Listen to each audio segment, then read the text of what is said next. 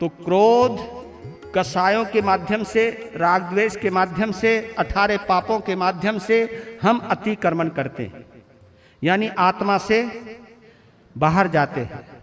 और जैसे ही हम शांत होते हैं, अपने स्वभाव में लौटते हैं, आत्म भाव में लौटते हैं, प्रतिक्रमण में आते हैं, वैसे ही हम आत्मा के समीप रहते हैं।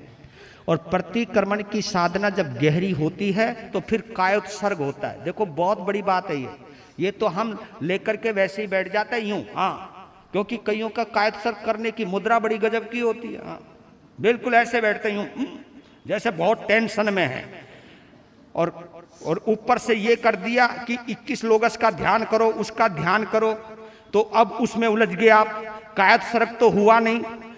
जबकि देखो इसका शब्द का अर्थ क्या है, कायोत्सर्ग, ये 2 शब्दों से बना है, काय जमा उत्सर्ग, यानी काया को छोड़ना।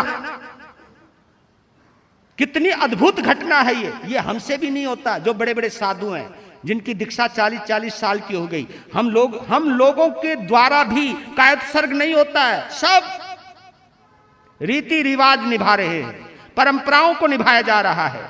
नहीं तो कायोत्सर्ग तो तब होगा ना जब प्रतिक्रमण हो। नहीं समझे?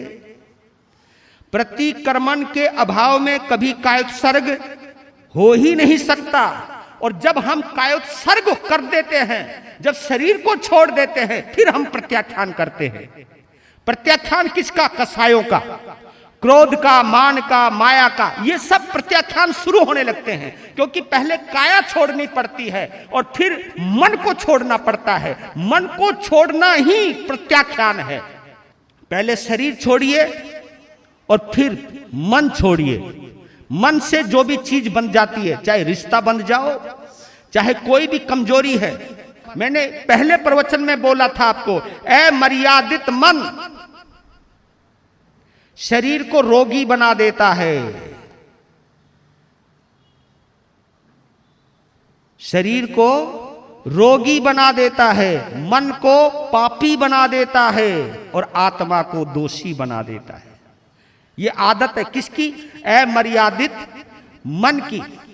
तो मन का प्रत्याख्यान, ये है प्रत्याख्यान कि यार मैं इतने दिन हो गए, उससे मेरी बोलचाल बंद है, अभी तक मैंने अपनी गांठ का भी परित्याग नहीं किया, गांठ का भी प्रत्याख्यान नहीं किया।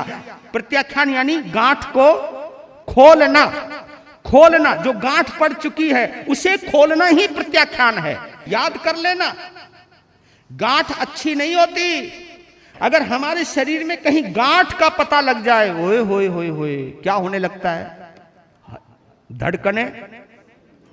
कहीं मुझको वो तो नहीं हो गया जिसका आज तक कोई राइट, पर लेकिन वो जो अंदर मन में गांठ पड़ी हुई है, शरीर की गांठ की तो इतनी चिंता है आपको, इतनी चिंता है आपको, पर लेकिन मन की गांठ की चिंता क्यों नहीं हुई आपको? ये जो मन की गांठ पड़ी है, अरे शरीर की गांठ पड़ेगी तो इस शरीर को ही नष्ट करेगी, लेकिन मन में गांठ पड़ी रहेगी तो पता नहीं कितने जन्मों तक आपको मरवाएगी।